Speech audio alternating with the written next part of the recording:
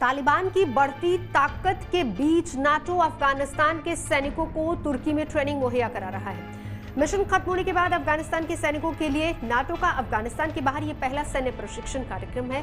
जानकारी के मुताबिक अफगान स्पेशल फोर्सेस के सदस्यों को बुधवार को ट्रेनिंग कोर्स के लिए तुर्की भेजा गया। माना जा रहा है कि अफगानिस्तान के बाहर सैनिकों की रोजाना ट्रेनिंग करवाई जा रही है।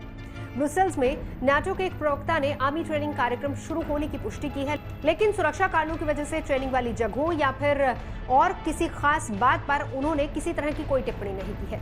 लेकिन अब अफगान सैनिकों की ट्रेनिंग शुरू हो चुकी है। 30 सहयोगी देशों ने अफगान सैनिकों का समर्थन करने का फैसला किया है और इसी क्रम में अफगान सैनिकों को तुर्की में ट्रेनिंग मुहैया कराई जा रही है। ब्रुसेल्स में जून में हुई मीटिंग के दौरान 30 देशों के राष्ट्राध्यक्षों ने आश्वासन दिया था कि वो सैन्य मिशन की समाप्ति के बाद भी अफगानिस्तान सरकार को मदद मुहैया कराना जारी रखेंगे। नाटो की अंतिम घोषणा में कहा गया है कि हम सुरक्षा को बढ़ावा देने और पिछले 20 वर्षों में हासिल कठिन जीत को बनाए रखने के लिए अफगानिस्तान, अफगान लोगों और उनके संस्थानों के साथ खड़े रहने की अपनी प्रतिबद्धता की पुष्टि करते हैं। नाटो शिखर सम्मेलन में चर्चा किए जाने वाले मुख्य विषयों में से एक अफगानिस्तान का मुद्दा था। शिखर सम्मेलन के दौरान नाटो के महासचिव जेंस स्टोल्टेनबर्ग ने कहा था कि तुर्की और अमेरिका सहित नाटो के कुछ सहयोगी अफगानिस्तान की स्थिति पर बातचीत कर रहे हैं। फरवरी 2020 के समझौते के तहत तालिबान के साथ पूर्व राष्ट्रपति डोनाल्ड ट्रंप ने अमेरिकी बलों को 1 मई तक अफगानिस्तान से वापस लेने का फैसला किया था, लेकिन अप्रैल में राष्ट्रपति जो बाइडेन ने 9/11 हमले की 20वीं वर्षगांठ पर अपने सैनिकों की फाइनल निकासी का ऐलान किया।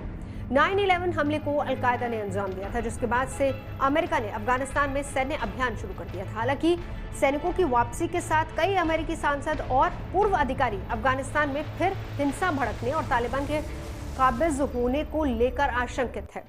अमेरिकी रक्षा मंत्रालय पेंटागन का कहना है कि अमेरिकी सैनिकों की वापसी लगभग पूरी हो चुकी है। तुर्की 500 से अधिक सैनिकों के साथ अब भी अफगानिस्तान में सुरक्षा बलों को प्रशिक्षण दे रहा है।